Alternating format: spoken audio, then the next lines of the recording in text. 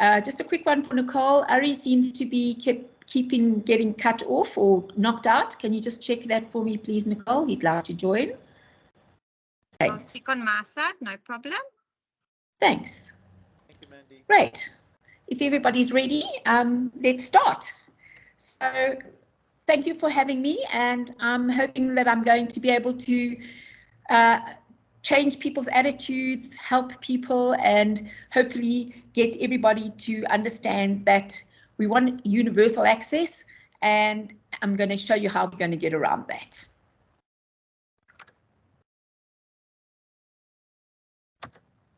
So just a little overview of what we're going to look at. We're going to look at universal design and access, technical details, going green, dimensions, and design elements. And those are the various sections that I'm going to be going through with you guys. So in times gone by, adapted bathrooms were always perceived as looking very clinical. Lots of gadgets and items were often in the way for able-bodied people. So we've introduced in the world the concepts of universal access and design. And with that, the wet room had emerged. And more people are actually seamlessly including these pieces of equipment required into the layout so that a bathroom can remain stylish and functional. And a wet room is used by everybody. So how do we work this? Well, you have to have universal design, and then the universal design leads to universal access. What is universal design? It's a concept that aims to accommodate everybody. So the full range of the population, from children to adults, to people with short stature, to pregnant moms, parents with prams, hearing, visually impaired, ordinary adults, and seniors. And this is without or with activity limitations or disabilities. It maximizes the usability of the environment, creating a bathroom that is safe, spacious, relaxing, and easy to use. And by providing flexibility in design selections and planning for people's changing needs and abilities, whilst still including comfort and safety for all family members, you're reducing the need for future costly renovations. So if you're going to be planning a bathroom design, plan from the start to make it universally accessible.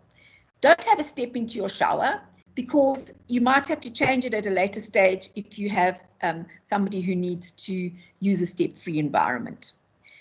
The creation and products of environments that everybody can use, regardless of age, physique, and degree of disability, are what we're wanting to have. So these principles should be the key factors: efficient design, minimal effort, adaptability, ease of cleaning, maneuvering space, very important, and safety. Remember, it's not technical versus beauty. You don't have to compromise on beauty to get your accessible features. So, universal access therefore implies freeing of the environment from barriers.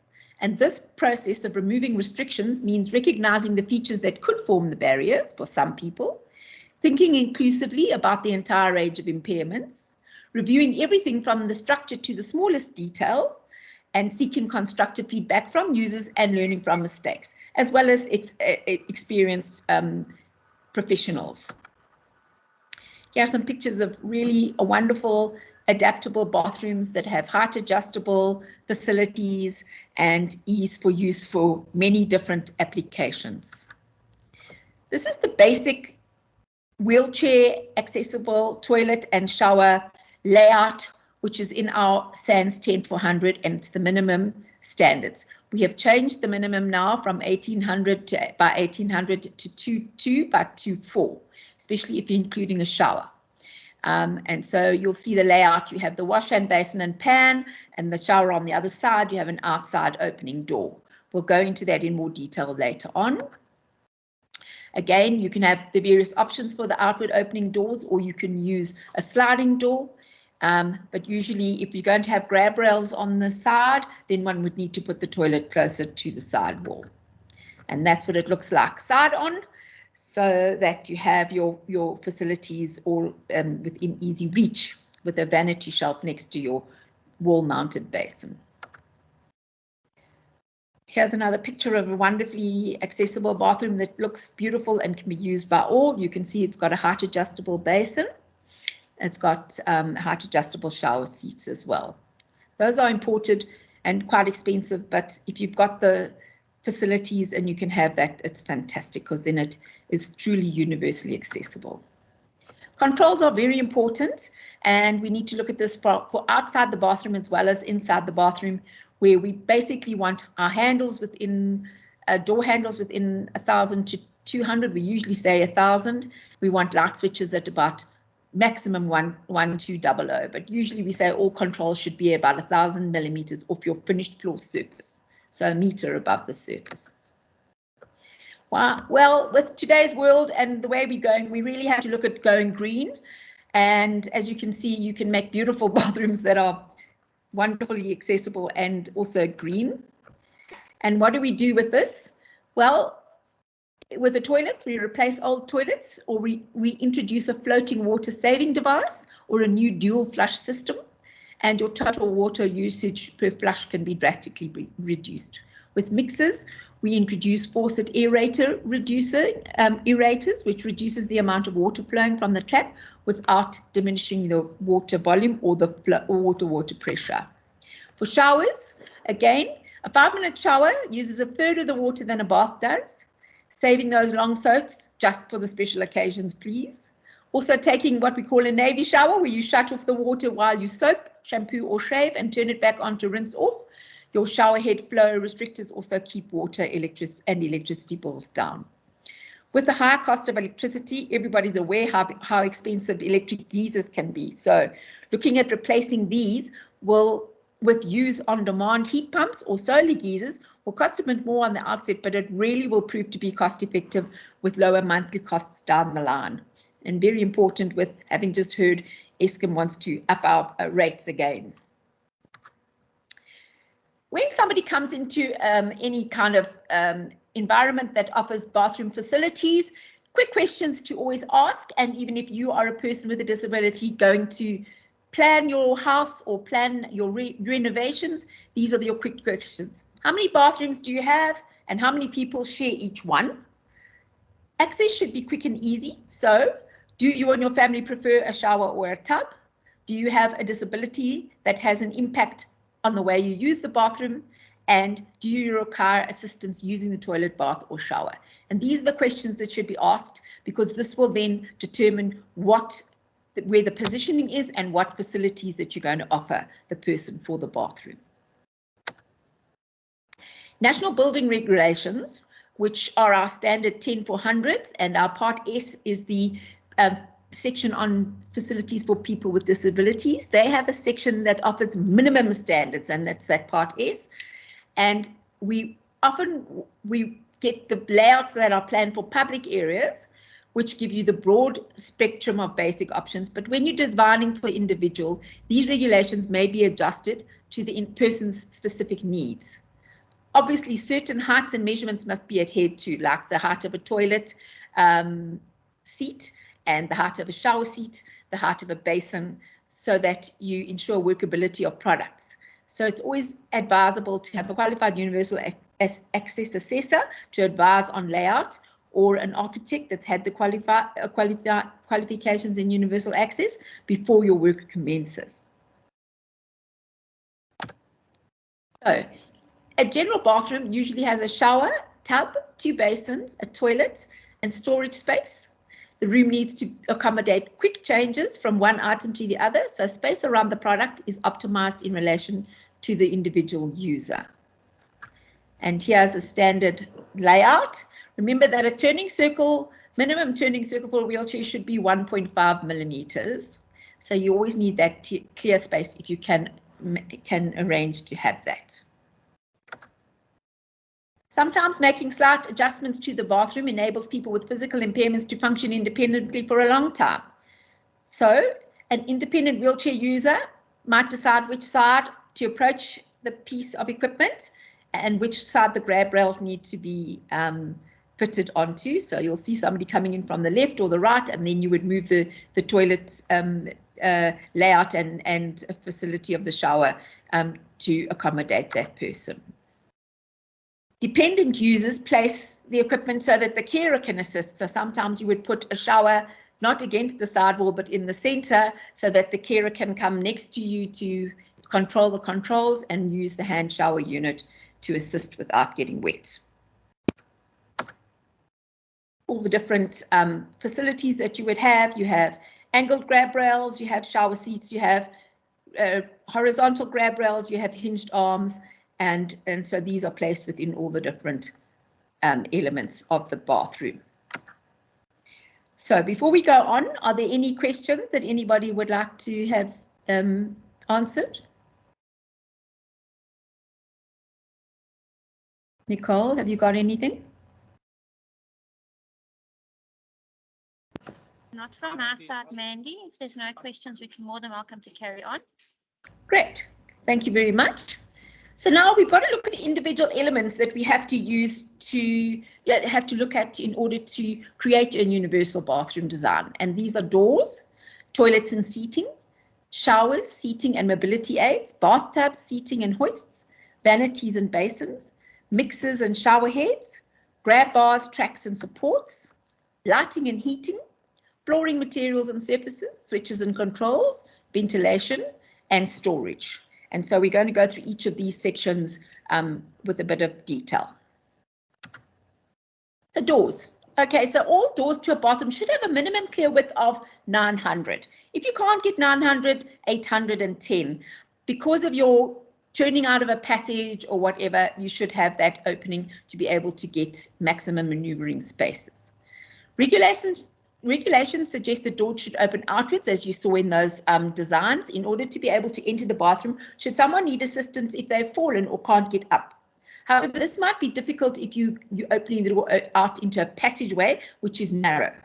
So then sliding doors are becoming much more popular because they're easier than hinged doors when it comes to opening and closing them. But it is essential to have the runners attached securely on the top of the door and leave the bottom free so that there are no channels which cause a trip hazard or a hazard whether a person using a wheelchair has to bump over it. Should a lower channel be preferred, then this must be countersunk into the flooring to avoid trip factors. We use helping hand locking devices are recommended for sliders because they are just easy to be able to lock and unlock, and they do have a coin-operated outer portion in order to open the door if somebody has fallen and you can't get in. Grab handles and grab rails should also be fitted in conjunction with these helping hand locking devices. Here are some photographs. You can see a nice sliding door going into a bathroom with a big handle. There's the upper barn door type railings, and the picture at the bottom is the helping hand device. Toilets. The market offers a wide range of toilets, and important to select one that suits your needs. The low water volume and dual flush toilet is an excellent sustainable option. A back support on the toilet will always provide stability and assist those with balance limitations. Some toilets have automatic flushing features, and some wheelchairs prefer a wall-hung toilet, which provides an additional maneuvering space below the toilet. So you can get your knees and feet, well, your feet underneath so that you can get yourself closer to the toilet. Maneuvering space around the toilet must be carefully considered. If there's someone in the household who needs some assistance or may require it in the future, it's important to provide adequate space for the caregiver, either in front of the toilet or beside the toilet. And that's why we usually design a space where you've got at least 600 millimeters next to the toilet on one side. Additionally, if you approach the toilet while using a wheelchair, you may approach from the side or the front or at an angled position from the side.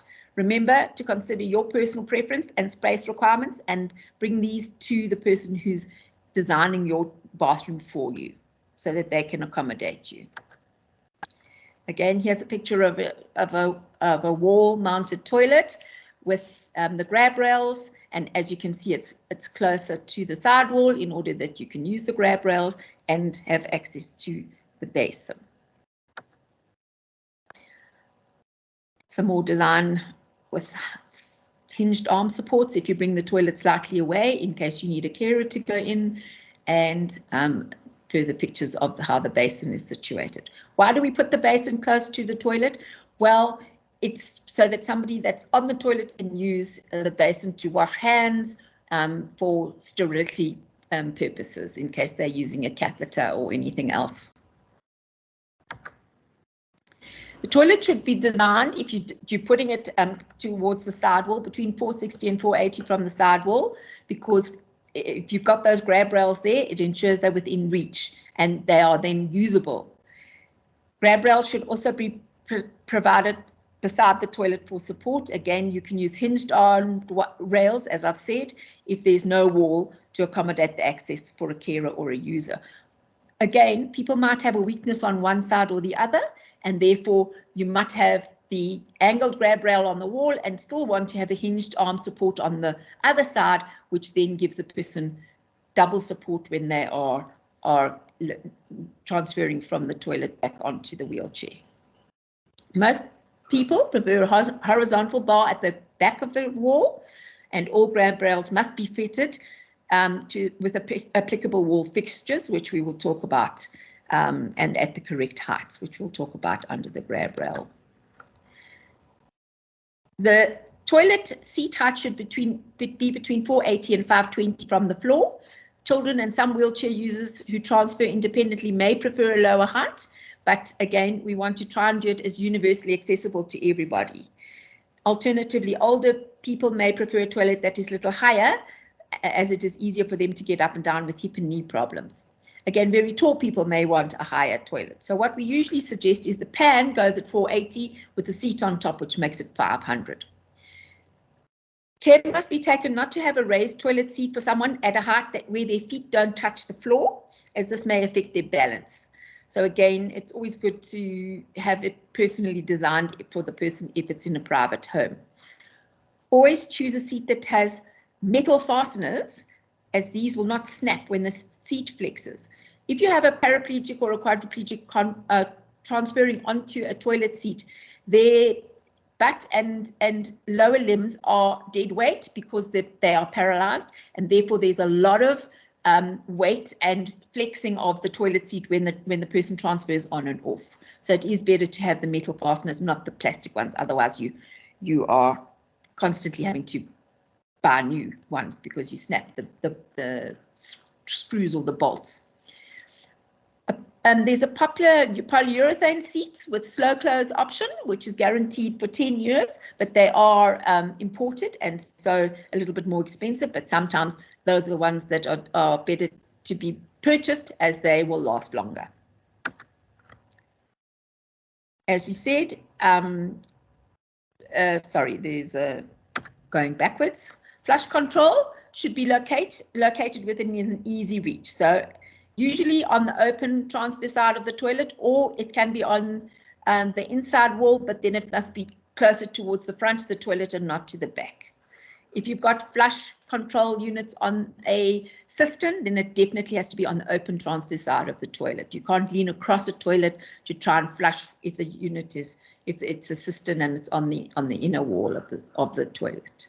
Placement of the toilet tissue dispenser should also be carefully considered so that it is easy to find and does not interfere with the use of the hinged grab bar. It should also be within easy reach, not requiring somebody to lean or over too far or reach back or to the side.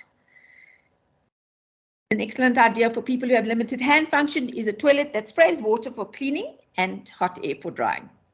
Should your bathrooms have a drain in the floor, a flexible short hose can be located next to the toilet for ease of cleaning. Some homeowners have chosen to install a urinal in their bathroom to better suit their needs. Please remember that then the urinal can have grab rails to be installed on the walls of the bathroom for better use of their needs. And it can be used to increase its usability further down the line. So you might have a urinal that's installed for a person, and then later on when they get older or maybe get more disabled, you can add in the grab rails. Any questions before we go on to bath and hoists?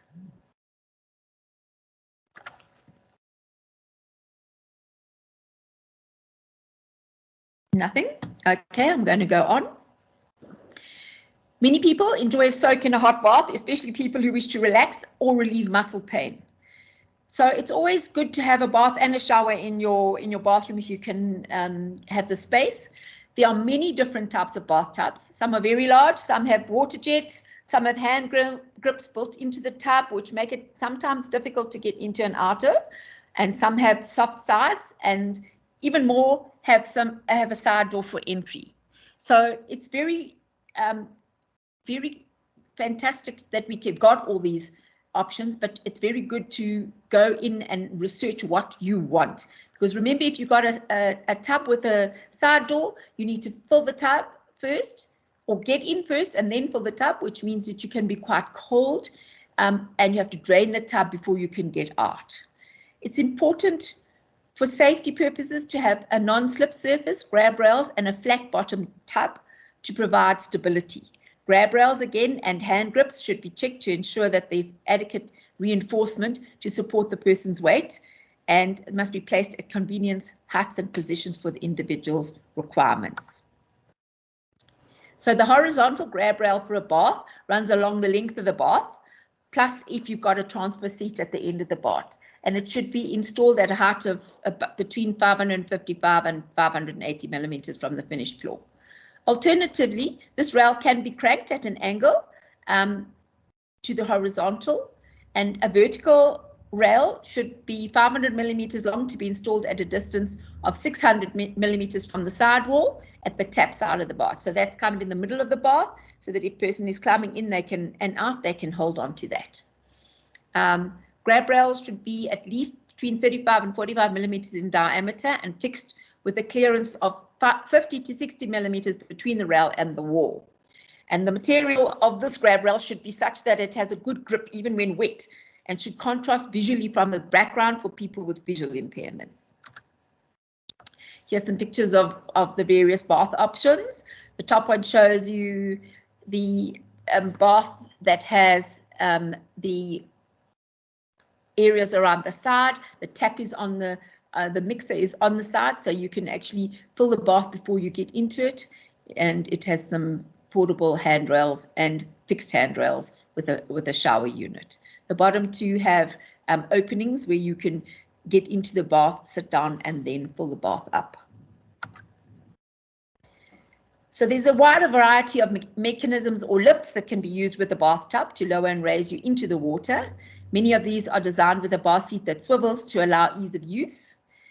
Please remember that waterproof bath seats offer another option and are especially useful in view of their portability. Bath seats should be placed in the tub within reach of the taps, mixers and controls, but they must be non-slip and free of hazards, because obviously getting onto them and off them, you need to make sure that they're not slipping around on the bottom of the bath. And that's why we need a tub with a flat base.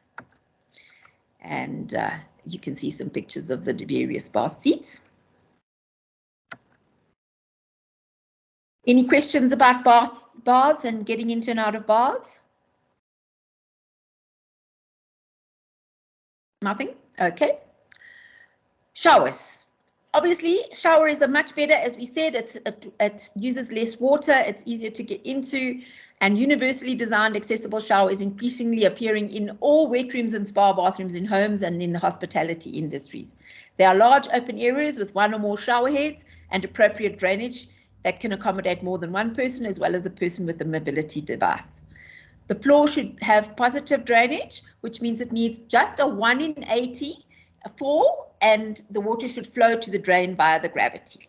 If you're up on upper floors in a hotel or whatever, or an upstairs home, then you should make it about a 1 in 50 drainage slope. The drain should be located to the side where the people are not going to be standing or wheeling on it. And obviously box drains are very popular because they allow for faster water collection. So you're not standing in a pool, and the drainage is easier, and they're far easier to clean because they have little catches for any kind of hair or anything, and you can pop them open and clean them very easily. A couple of showers that are step-free with the various shower heads. So the one on the right with the purple towels has a rain head shower. It has an adjustable shower, hand shower unit that can slide up and down the vertical pole, and it's step free.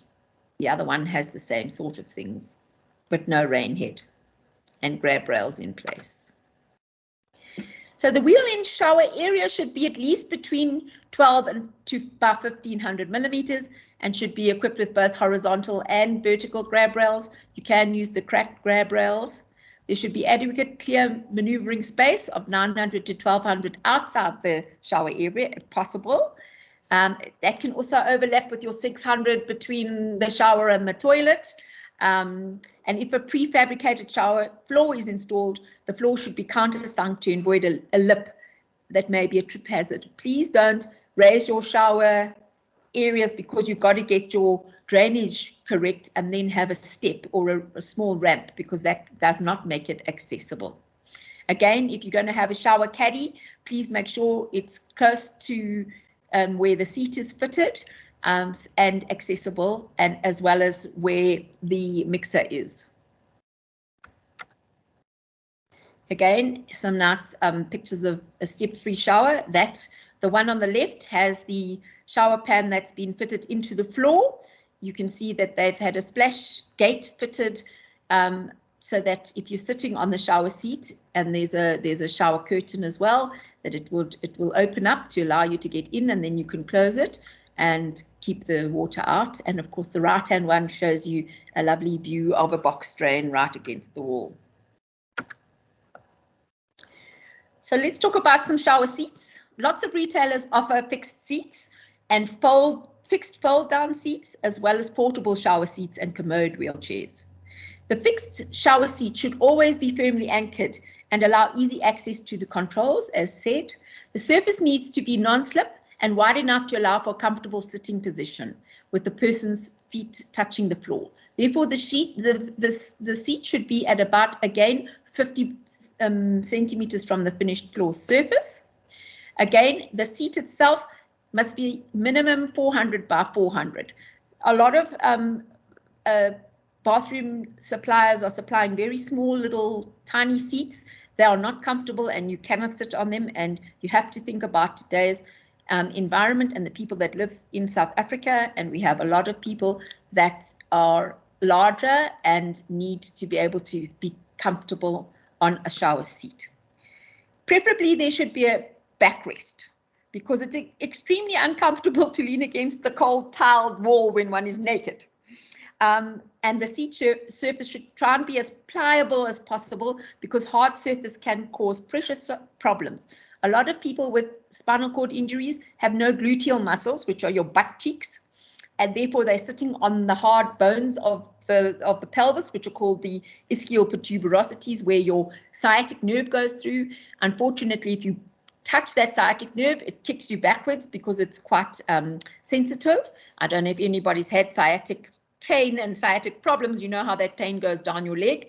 So we're looking at a pliable, so more of a plastic or a polyurethane, which is better than a hard metal. But you can also get a waterproof or memory foam cushion if you're in a private environment to ensure comfort. The fixings must please be as per the suppliers, and we should have all shower seats should have fixings with a safe user load of up to 200 kilograms. If you're going to add in for a bariatric shower seat, which is for people with over that 200 kilograms, you usually then have to have different fixings, as well as on a flap down shower seat, you would have the legs that will go down and stabilize the seat as well.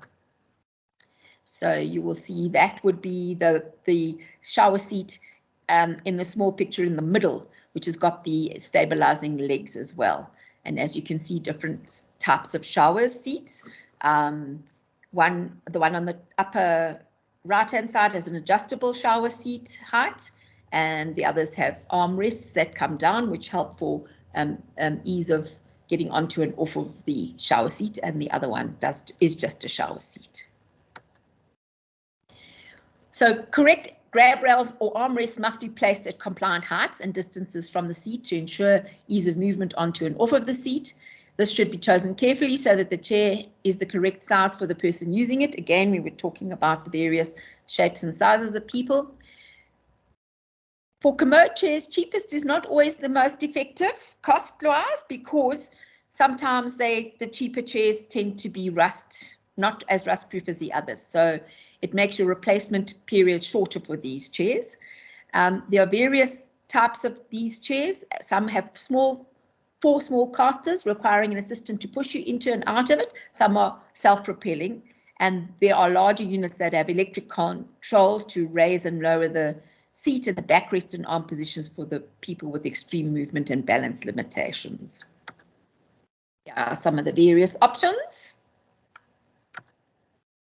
Shower controls should be located so they're easily reached at a maximum height of 1-2. Again, it's probably easier just to put it at 1,000 millimeters off the finished floor surface. A handheld pliable shower hose increases flexibility and usability, and the hose should have a minimum of 1.5 millimeters long, or even longer if it's used by somebody seated on a shower seat or a bench. You saw those in those original open wet room showers. Shower controls should be easy to use by everybody. Water temperature can be controlled before it reaches the shower and should be set at a maximum temperature of 49 degrees Celsius. And we should always use the color and texture to reinforce the information on the controls for people with visual impairment and for anybody else. I always turn the shower on the hand, adjustable hand, and make it warm enough and direct it onto the back wall of the shower if there's no shower backrest, in order to warm up and also to make sure I know which way is the hot and which way is the cold, because it's very difficult with mixers to know which way to turn them. So there's lots of portable shower seats, there's hoists, and there's various chairs and stools. But it's important, so important, that these don't have a slippy base. They have to be non-slip on the floor surface, because if the person is sitting down or standing up, it's vital that these things don't slip, otherwise they're going to end up on the floor. And they should always be placed within reach of the grab rail so that you can hold on to while you're getting up or sitting down. Portable hoists are a wonderful option, because if you don't want to have fixed seats in your shower area, then you can go onto the hoist and move that into the shower. Are there any questions at this point? Sorry, Mandy, there was one question that came in the chat box about why is it supposed to be, how come all dimensions are supposed to be perfect in increments of 300 millimeters? Is there a reason for that? Sorry, where was that?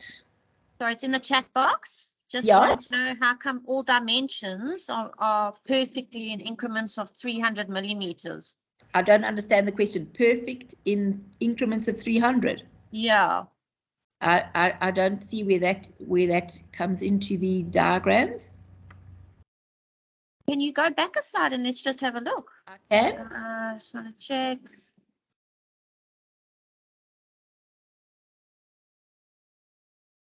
No, also can't pick up. Okay. Carry on, but Derek, if you want to unpack that more. The layouts are as per the building regulations. So I don't know about the 300 millimeter increments that people are asking. If we can ask them to unpack it a bit more. That would be great. Perfect. So let's talk about vanities and basins. Many bathrooms have 2 sinks or wash basin areas in the vanity cabinet. A universal design approach might be to install them at different heights, so that you can have an able-bodied person with an above-mounted basin, and then maybe an in-mounted basin for a person who might be using a wheelchair, if there was a husband and wife that have different heights, or you just have different people with different heights. It can also be brought forward to accommodate knee clearance when used in a seated position. A shallow sink with a drain offset to the rear is also recommended. If you're just doing a wall-mounted basin or sink, this allows sufficient knee space and result in the drainage pipes being out of the way, eliminating the hazard of leg burns for hot water. Alternatively, the drainage pipes may be insulated. Vanity should be at a height of 800 millimeters. So that means that the basin height must be, if it's countersunk, at the vanity as well at 800, so that people can make use of it. Otherwise, if you've got a basin on top of a vanity, you're trying to brush your teeth, you have to be very good at spitting far distances, because it's very difficult to get your if you're brushing your teeth, to get your spit out into the basin if it's too high. So adaptability can also be achieved by installing a vanity with adjustable height counters. There are a number available from various bathroom designers. There should always be sufficient knee space provided at the vanity. As we said, don't put a big vanity with a vertical front, because that gives you a problem, because then you can't get in underneath. As we said, wall-mounted basins are preferred, and usually we put the vanity alongside the toilet for the basin for toiletries or cosmetics. We suggest that mirrors should start at the vanity basin height at 800 and extend up for 1,000 millimeters, 1 meter, because that gives universal access use for a standing person as well as a seated person.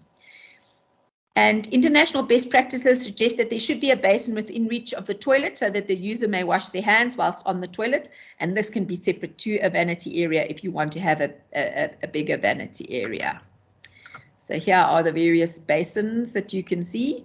The one in the middle has a separate vanity area which you can get into, and then the toilet has got a small basin at the toilet. So the right-hand one has a basin that's protruding out of the vanity area, which gives you access to the taps and access to the basin so that you can get your knees underneath it. Again, some more design opportunities, and have a look at the basin on the right-hand side. It's got an amazing tap with a little loop, and we'll show you that with the taps. That's so easy to use, the mixer, because you can actually even just use a finger to lift it and to turn it if you've got limited hand use. So we move on to taps, shower heads and mixers. Again, there's a myriad of choices, but a mixer controlled by a single lever or a motion detector is the most convenient. This provides flexibility and ease of use for all family members. Taps and mixers at the wash basin and in the shower should be clearly marked to indicate the hot and cold controls. There are options of mixers with an opening to assist persons with limited hand movement, which is we were talking about. And again, sometimes in a basin, in a bathroom, you might want to use the longer kitchen type spout to assist to bring the water closer to the edge of the basin for people of short stature or persons with limited reach capabilities. And again, here are the various things. For the shower heads and mixers, there's lots to choose from.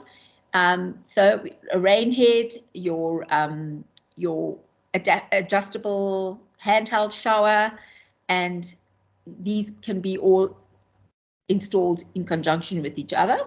And again, the two pictures at the bottom on the left and the right are showing you the longer tap spout, and the one on the right, again, an angled tap spout, which gives you the water coming at an angle, so it's easier to get it.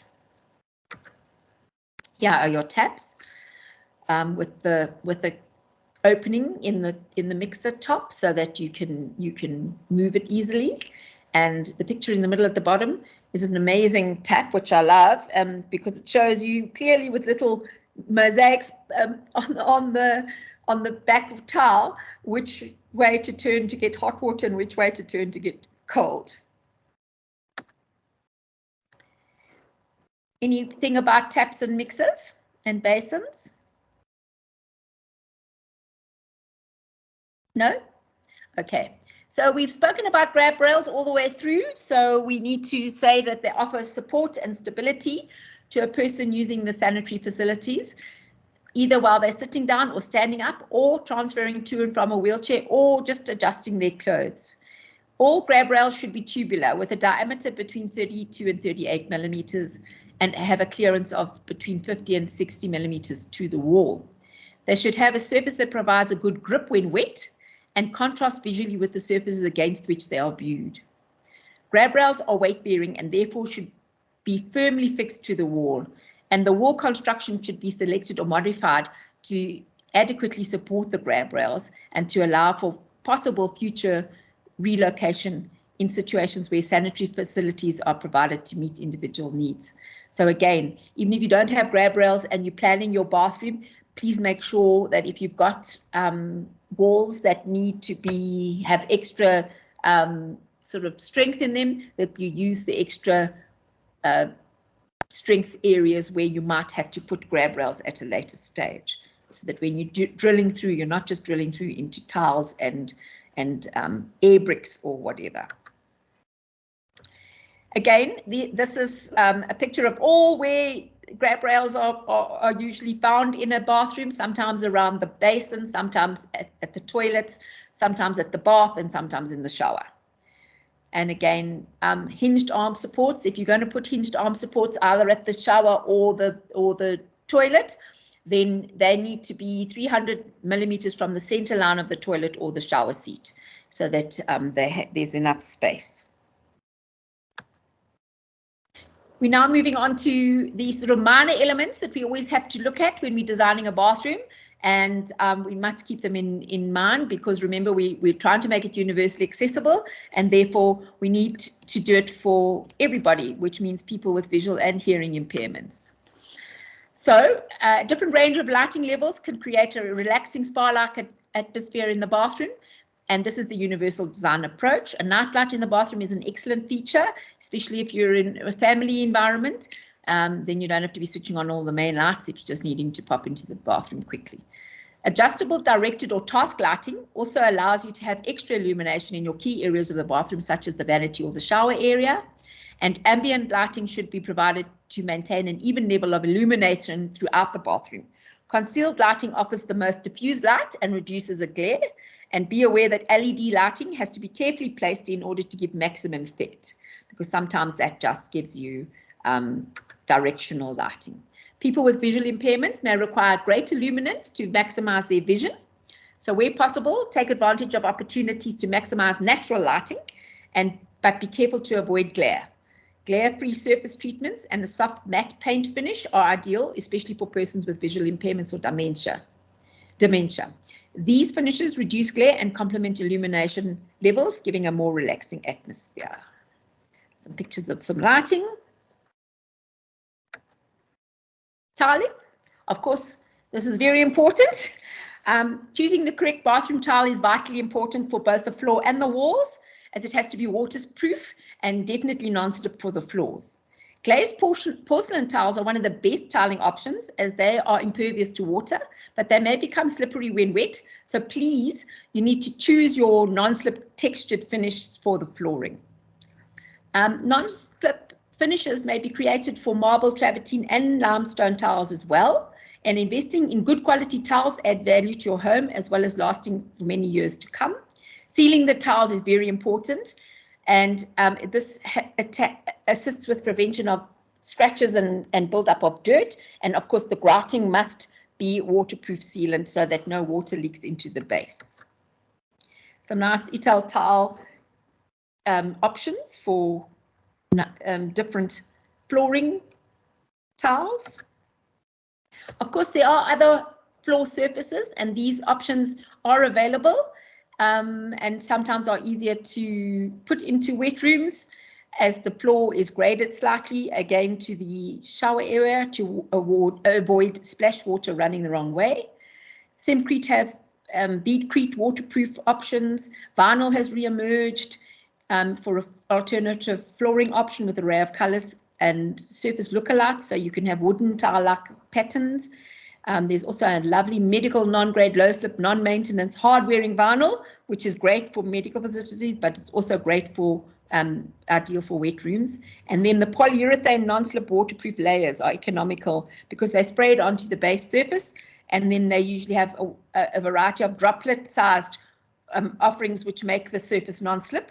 And this is basically looks like a sophisticated version of bucky linings for those who don't know about them. Paints, again, the quality and variety of waterproof paints has improved immensely. Remember that the old enamels used to yellow with age, no longer now. We can now apply washable paint to the walls, offering easy to clean surfaces that doesn't have to have grout lines and attract mold. Surfaces must be prepared carefully before painting. Don't forget that ceilings also need to be painted with waterproof paints, as they're most likely to be affected by steam. Make sure you get advice from paint experts as to which products are suitable for the bathroom area. Heating is quite important, because if you're going to have a big open wet room area, then it's nice to be able to keep it warm. And so we need to look at the various options. Obviously, the underfloor heating can be extended. Radiant heat ceiling lamps are inexpensive and effective, but remember, then we need to have some sort of switch mechanism that can switch them on and off. And of course, heated hand towels and towel rails are luxurious and very, very necessary in areas like the Cape, where you get a lot of rain in winter and your towels don't dry. So a heated towel rail is not only a luxurious, but it's a must-have. Switches and controls, again, as we said, need to be located within easy reach and must be easy to operate. An electrical outlet should be strategically located within the reach of someone both standing and seated, either near or the sink or the vanity area for razors and those kind of things. All controls and switches, including the switch for the ventilation fan, should be located at an average height, again, of 1,000 millimeters off the floor. Just some photographs. And ventilation. Windows are always wonderful, but they must be placed at heights that we can open by all. So it's always nice to be able to access a window and be able to open it. Ventilation fans should be quiet as possible, and their controls within the reach range. And today's bathrooms are incorporating large windows with views onto private gardens, as well as doors opening into open areas. Again, all latches, locks and handles should be at compliant heights. And lastly, storage. Storage is always an issue within a bathroom, as the space is always limited. But if this is the case, then it's even more so when people using mobility devices and wheelchairs and children come into these areas, because high shelves and cupboards will never be accessible. So lower cupboards, if you're going to have cupboards, should have drawers which allow access to the back of the cupboard space. And of course, the best thing and the easiest thing are roll-around storage units, because these are ideal to allow supplies to be on hand at any station within the bathroom. So if you're going to have a shower, you can take the caddy to the shower area.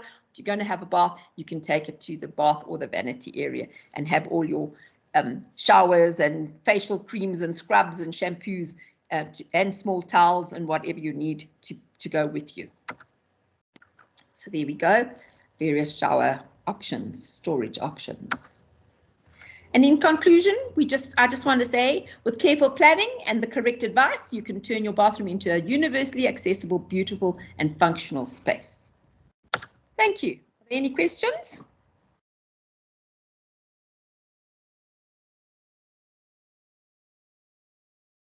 Thank you, Mandy. That was very informative, and I think there was quite a few questions in the chat cycle. Any questions from our guests? Johan, we had one of the questions here, if you don't mind.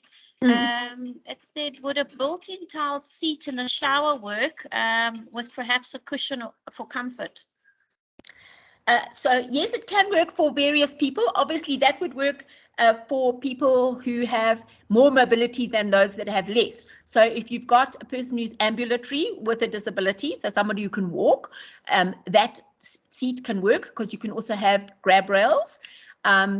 But a person who would be a quadriplegic wouldn't be able to transfer on and off that.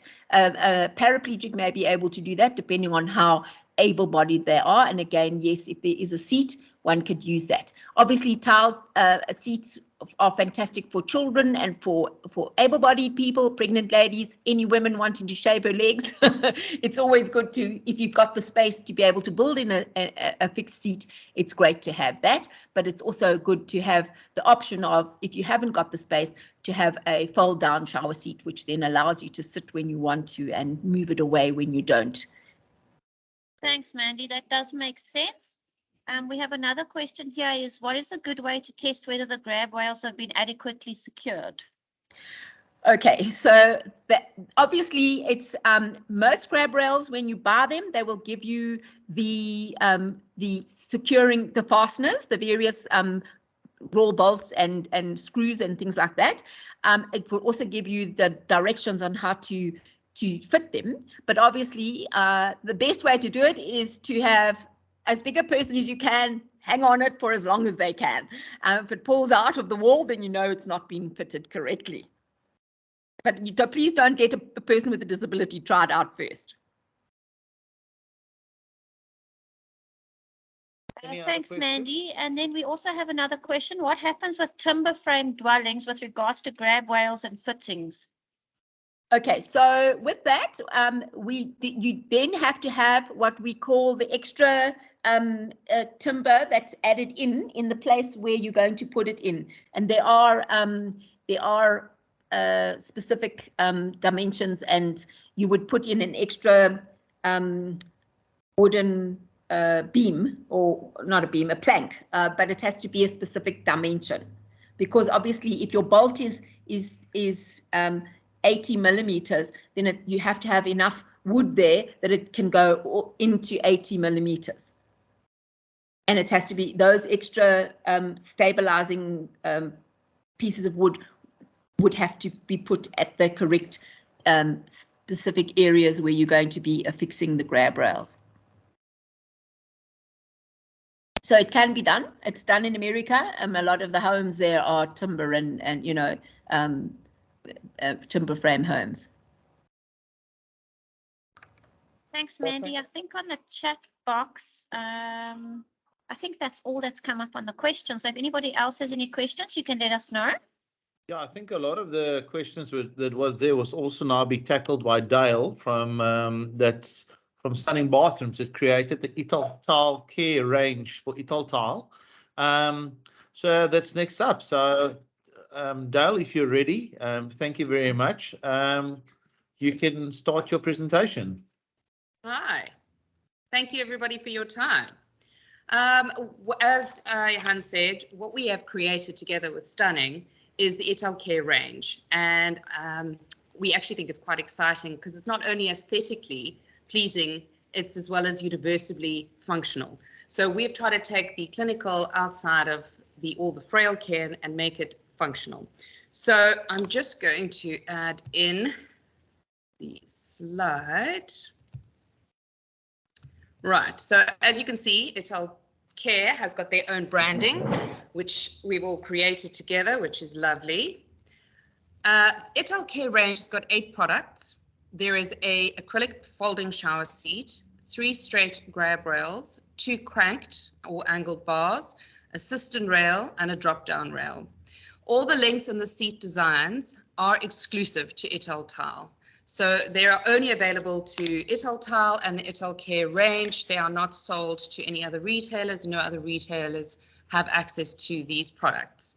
They are 100% recyclable and, most importantly, locally made and proudly South African, which is really, really nice, and we're very proud of the product that we've created. Right, a little bit of background about Stunning is that we've been around since 1997. We pride ourselves on high quality and craftsmanship with solid, functional and secure fixing systems, which goes back to what Mandy said. The suggestion with regards to drywall and grab rails is the use and facilitation of noggins. Again, as Mandy mentioned, it is important to make sure that the depth and the width is suitable per rail. The frail care products are designed to assist with daily living activities. And again, I revert back to what Mandy's mentioned. It's based on the individual's physical needs. So it's assisted living. It's not the only source of frail care. Then we also only use stainless steel, grade 304. Our products are easy to install and they're supplied with mounting system, bolts and fixations, as well as images on how to actually fixate the products. Okay, so talking about the grab rails, we've got, as I mentioned before, we've got 3 different sizes in the standard grab rail, which you can use horizontally, vertically, inclined, angled, and I'll move on to the cranked rail. But the 3 different sizes that Italcare has got in their range is a 350, a 600, and a 700, which we use basically for behind toilets, fixations, and so on.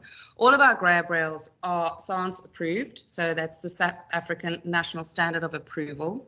They are approved and have been tested by the government of the Building Association to make sure that they're compliant in all bathrooms in a public space. So that is your public, your restaurants, your restrooms, your hotels, hospitals, so on and so forth. Again, it's based on the individual's personal and physical needs.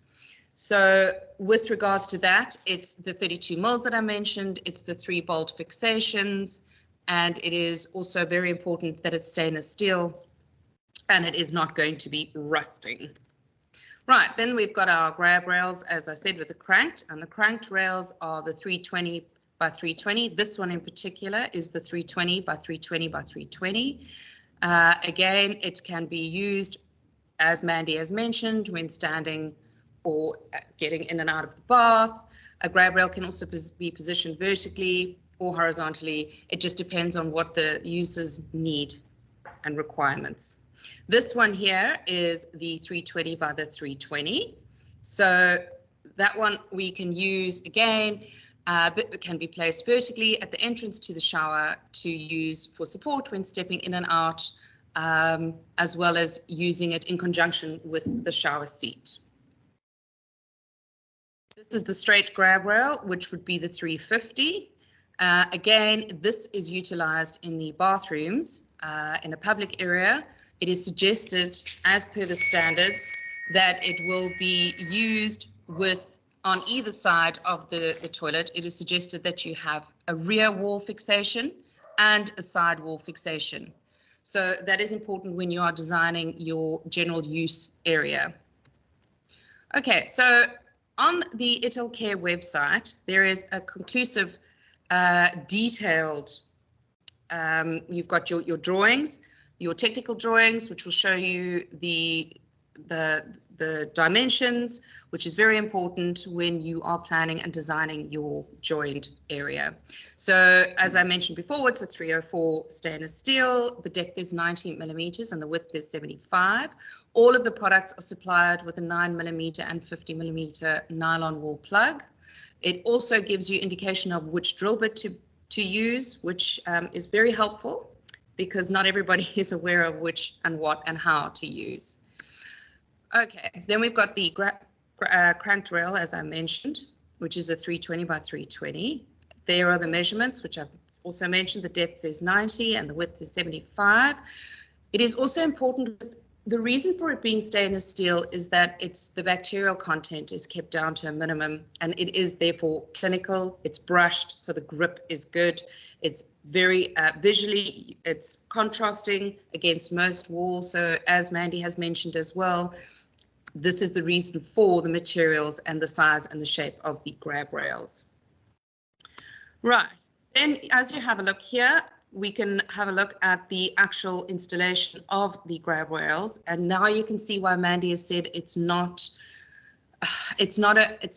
advised to install in a drywall, because you can see the depth of these screws and the amount of weight that these are load-bearing rails. That is the function of them. So where possible, it is important to please design your bathroom in a way that is mounted on a brick wall. If need be, we could use the noggins, but again, it is definitely advised to use on a brick wall. Again, as Mandy mentioned, you need to make sure that before fitting in your grab rail, that you've got the 45 millimeter gap, or the 450 to 500, because there is no point in having a grab rail that you cannot utilize to get on and off a toilet. Okay, so right here we have the shower seat, which is 304 stainless steel.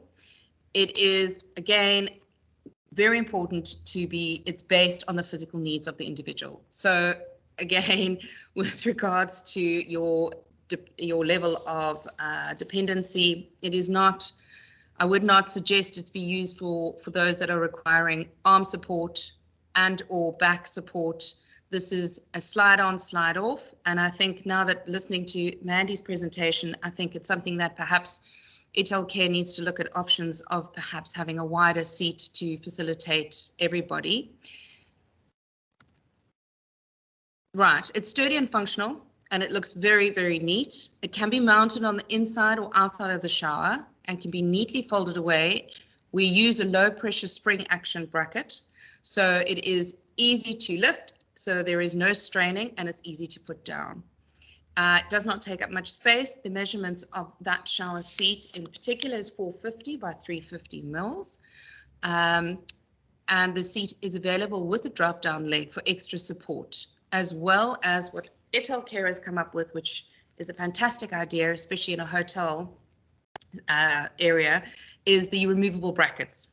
So there are removable brackets for the grab rails, and there are removable brackets for the shower seats. So it does not need to be utilized in the shower at all times, especially with the grab rails. And we all know that every 24 to 25 rooms per floor, there needs to be a frail care facility, a frail care wet room and bathroom facility. So the water slots on the seat are for drainage, as well as you will see the mounting little screws that on the seat, they are there for design as well as functionality, and they're there so that the individual it's not completely slippery when they are soaping themselves. It's really a safety feature. The shower seat is acrylic, as mentioned, and stainless steel, so it is easy to clean. It comes with a 5-year guarantee and will not rust, which is the most important thing with working with water in a shower environment. Okay, so again, the seat is not recommended for a drywall installation, and I would go as far as to saying that a noggin in this case is not going to be sufficient. I don't think that the risk factor is worth using a little piece of drywall and a piece of wood to hold up 120 kilos. When you're using the extra leg, then it can go up to 150 kilograms, the weight bearing. Again, the shower seat is supplied with all the mountings and all the drill bits that are, all the coach screws and screws that are required. Okay, and then, sorry, the image there is not very good, but that is a very, very basic, and that is the SANS recommendations as to having a drop-down rail next to the bathroom with the grab rail next to the toilet. Again, the reason for the drop-down rail and the grab rail on either side is that you cannot determine which individual has got a frailty and or a disability, left hand or right hand. So you need to make sure that they've got facilitated for both functional left or right, whichever their stronger side might be. Okay, so that is very short and sweet. I don't know if anybody has any questions.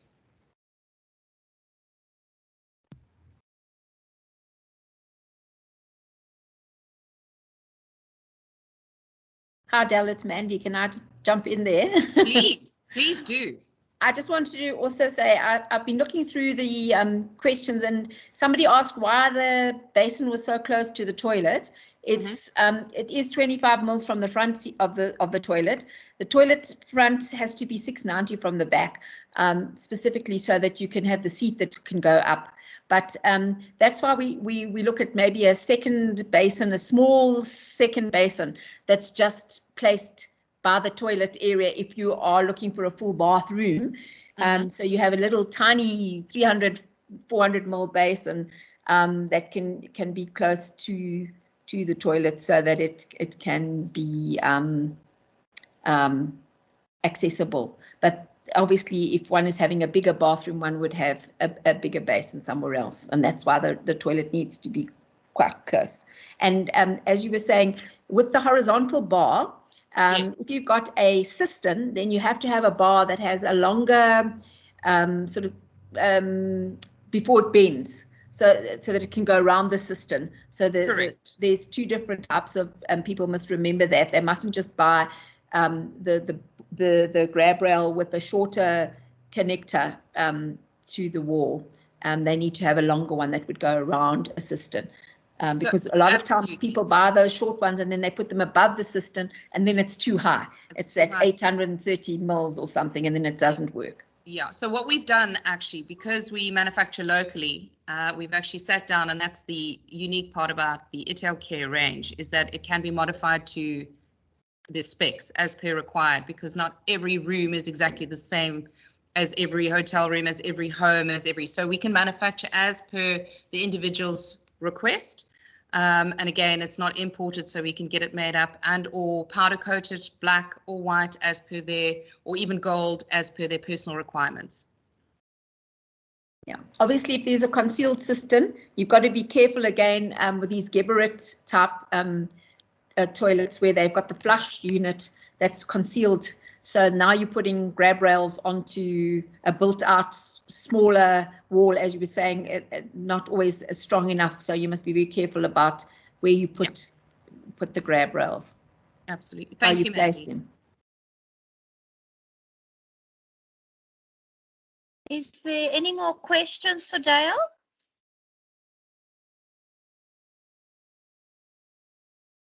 Dale, I think that's it. Thank you so much. But what I'll do as well is when we send everything, I'll share your presentation and your contact details if you don't mind, if we have any questions. Not at all. And then what we'll do is with the recording of the video, we'll send that through to everyone. Johan, from your side?